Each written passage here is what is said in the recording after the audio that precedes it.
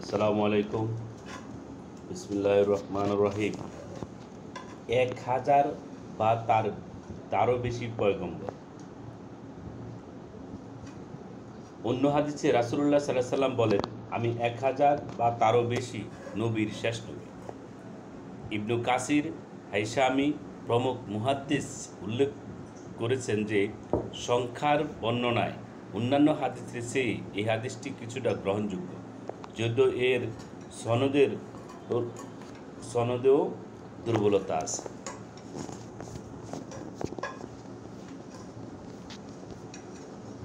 নবী রাসূলগণের নাম। কোরআনে 25 জন নবীর নাম উল্লেখ করা হয়েছে।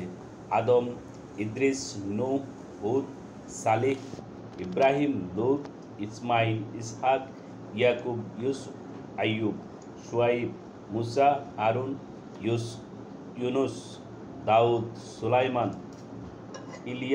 ইলিয়াসা, জুলকিফল, জাকারিয়া, ইয়াহইয়া, ঈসা, মুহাম্মদ সাল্লাল্লাহু আলাইহি ওয়াসাল্লাম। কুরআন কারিমে উল্লেখ করা হয়েছে যে উজাইরকে ইহুদিগণ আল্লাহর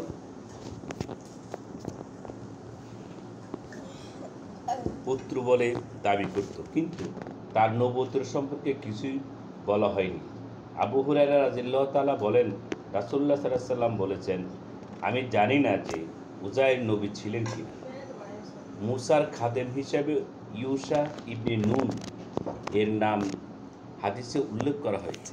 রাসূলুল্লাহ সাল্লাল্লাহু আলাইহি ওয়াসাল্লাম থেকে বর্ণিত কোনো সহিহ হাদিসে অন্য কোনো নবীর নাম উল্লেখ করা হয়নি। কোনো অত্যন্ত জয়ীফ বা জাল হাদিসে আদম আলাইহিস সালামের পুত্র শীশ এর নাম উল্লেখ করা হয়েছে। কালুত, হাসকিল, হাজালা, সামুয়েল, জার্জিস, শামউন, ইরমিয়, দানিয়েল প্রমুখ নবীগণের নাম, জীবন বৃত্তান্ত ইত্যাদি বিষয়ে যা কিছু বলা হয় সবই মূলত ইসরায়েলি বর্ণনা ও সেগুলোর ভিত্তিতে মুফাসসির ও ঐতিহাসিকগণের মতামত। আসমানি সহিফার সংখ্যা। মহান আল্লাহ কুরআনুল কারিমে বারংবার বলেছেন যে তিনি নবী ও রাসূলগণকে গ্রন্থাদি প্রদান করেছেন, কিন্তু এ সকল কিতাব ও সহিফার কোনো সংখ্যা কুরআন কারিমে বা কোনো সহিহ হাদিসে উল্লেখ করা হয়। 104 কিতাব এবং সহিফার কথাটি আমাদের দেশে অত্যন্ত প্রসিদ্ধ। কোনো নির্ভরযোগ্য হাদিসে কথাটি পাওয়া যায় না। উপরে 1,24,000 পয়গম্বর বিষয়ক যে হাদিসটি আবু জার রাদিয়াল্লাহু তাআলা থেকে বর্ণিত হয়েছে, সেই হাদিসের মধ্যে এই 104 সহিফা ও কিতাবের কথাটি উল্লেখ করা হয়েছে।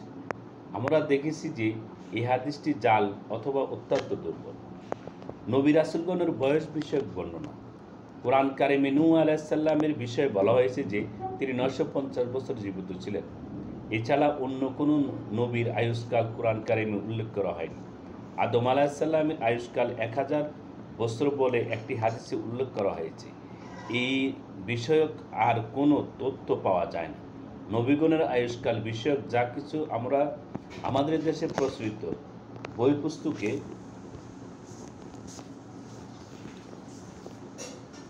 লিখিত রয়েছে সবই ইহুদি খ্রিস্টানদের বিকৃত গ্রন্থাবলী থেকে গৃহীত তথ্য। নবী রাসূলগণের জীবন বৃত্তান্ত। নবী রাসূলগণের জীবন বৃত্তান্ত কোরআন বা হাদিসের বিস্তারিত আলোচনা হয়নি। ইলিয়াসা ও জুলকিফল আলাইহিস সালাম সম্পর্কে শুধু নাম উল্লেখ ছাড়া কিছুই বলা হয়নি। ইদ্রিস আলাইহিস সালামের বিষয় প্রায় অনুরূপ। অন্যান্য নবী রাসূলগণের ক্ষেত্রে তাদের জীবনের শিক্ষণীয় কিছু দিক শুধু আলোচনা করা হয়েছে। আমাদের দেশের প্রচলিত কাসাসুল আম্বিয়া ও বিভিন্ন নবীর জীবনী বিষয়ক পুস্তকাদিতে যা কিছু লেখা হয়েছে তার অধিকাংশই জাল, ভিত্তিহীন ও ইসরায়েলি রওয়ায়াতের সমষ্টি। এই গ্রন্থের পরিসরে এ সকল দিক বিস্তারিত আলোচনা সম্ভব নয়। এখানে সংক্ষেপে কিছু বিষয়ের প্রতি ইঙ্গিত করছি। আদম আলাইহিস সালাম ও হাওয়া আলাইহিস সালামের গন্ধম ফল ভক্ষ। আমাদের মধ্যে বহুল প্রচলিত কথা যে আদম আলাইহিস সালাম গম গাছের ফল খেয়েছিলেন।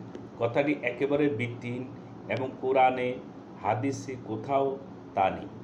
আদম ও হাওয়া আলাইসাল্লামকে আল্লাহ একটি বিশেষ বৃক্ষের কাছে গমন করতে নিষেধ করেন।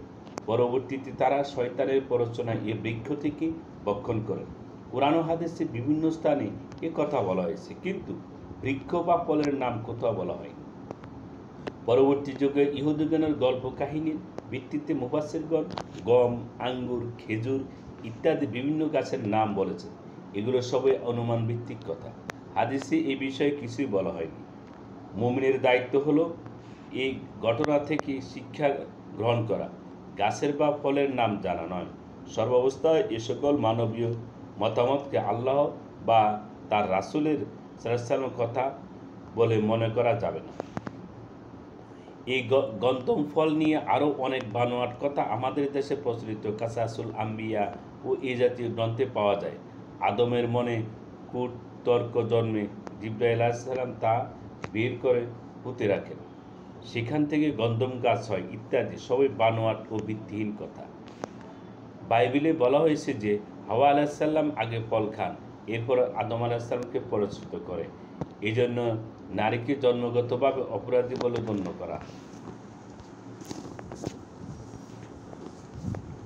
গণ্য করা হয়েছে। তিমথিও কোরআন বা হাদিসে এভাবে কোথাও বলা হয়নি। কোরআনে সর্বদা ফলভক্ষণের জন্য আদমকে দায়ী করা হয়েছে।